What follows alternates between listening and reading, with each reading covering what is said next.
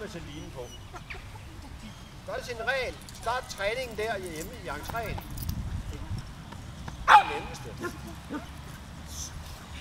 Rigtig mange mennesker vil jo gerne have, at vi går pæn lineføring. Det kalder vi det.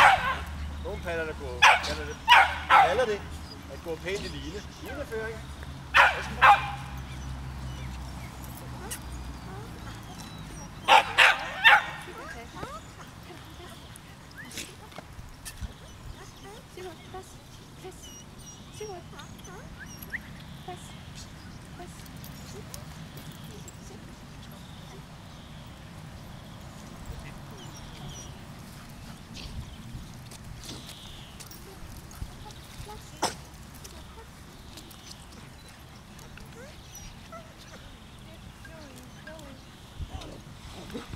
Det tager ikke ret lang tid at lære det her.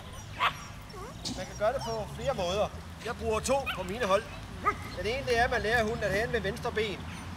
Der får man god bider. Det er jo det med at have linen i højre hånd og god bider i venstre hånd. Her med venstre ben, der får man god bider. Simpelthen.